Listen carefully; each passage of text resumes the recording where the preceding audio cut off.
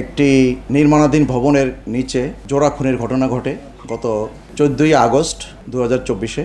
15ই August আমাদের থানায় অজ্ঞাতনামা আসামি দিয়ে ডিসিজডের ভাই মামলা রুজু করে। এই মামলার উদ্ঘাটন করার জন্য আমাদের এসি ওয়ারি এবং ইন্সপেক্টর অফস ওয়ারি থানা নিরলস পরিশ্রম করে দীর্ঘদিন থেকে। অবশেষে গতকাল 20 তারিখে আমাদের এই টিম সফল হয়। এই ঘটনার সাথে সম্পৃক্ত উক্ত ল্যান্ড ওনার অ্যাডভোকেট আকবর এবং তার ছেলে আসিফ সুলতান সিফাত এবং ছেলের বন্ধু আজহারুল ইসলাম খান রিয়ান, এই তিনজনকে অভিযান পরিচালনা করে সাভার থেকে গ্রেপ্তার করা হয়। তাদেরকে গ্রেপ্তার করে আমরা ঘটনাস্থলে নিয়ে আসে আমাদের টিম এবং তাদের দেখানো মতে ওই বিল্ডিংয়ের দোতলা থেকে একটি রুম থেকে যে অস্ত্রশস্ত্র দিয়ে ভিকটিমদের নিহত করা হয়েছিল, দেশীয় অস্ত্র দিয়ে চাইনিজ কুড়াল, চাকু এবং একটি ব্যাটন উদ্ধার করা হয় তাদের দেখানো মতে। প্রথম থেকে এই ঘটনার পেছনে আমরা সবাই পরিশ্রম করছিলাম, কিন্তু ঘটনার কোনো কুলকিনারা পাচ্ছিলাম না। সিসিটিভি ফুটেজ ওই বিল্ডিংয়ের এবং আমরা টেকনোলজির সুবিধা নিয়েছি এবং অবশেষে তাদেরকে সাভার থেকে গ্রেপ্তার করতে সক্ষম হয়েছি।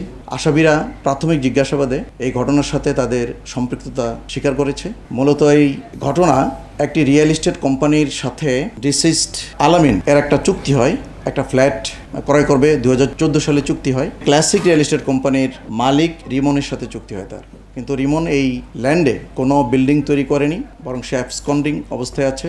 পরে সে হতাশ হয়ে ঘটনার দিন সকালে 11টার দিকে এই বিল্ডিংয়ের নিচে যায়। অ্যাডভোকেট আকবর যে এই ল্যান্ডের মালিক, তার কাছে গিয়ে বলে যে রিয়েল এস্টেট কোম্পানির সাথে চুক্তি আছে আমাকে ফ্ল্যাটটা বুঝিয়ে দেন, একটা ফ্ল্যাট। এই কথা কাটাকাটির এক পর্যায়ে তারা অতর্কিতে দুই ভাইয়ের উপর হামলা করে, আলামিন ভুঁইয়া এবং নুরুল আমিন ভুঁইয়ার উপর হামলা করে দেশীয় অস্ত্রশস্ত্র সহ, এবং ঘটনাস্থলে থেকে তাদেরকে ঢাকা মেডিকেল কলেজে নেয়ার পরে ডাক্তার তাদেরকে মৃত ঘোষণা করে। তো এই ঘটনাটি উদ্ঘাটিত হয়েছে।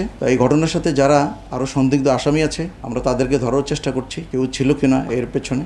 এবং রিয়েল এস্টেট কোম্পানি যে অবৈধ ব্যবসা করে ল্যান্ড ওনারের সাথে চুক্তিবদ্ধ হয়ে যে এটা করেনি এবং ডিসিজডকে ফ্ল্যাটটি বুঝিয়ে দেয়নি, আমি মনে করি সেই রিয়েল এস্টেট কোম্পানির বিরুদ্ধে মামলা হওয়া উচিত।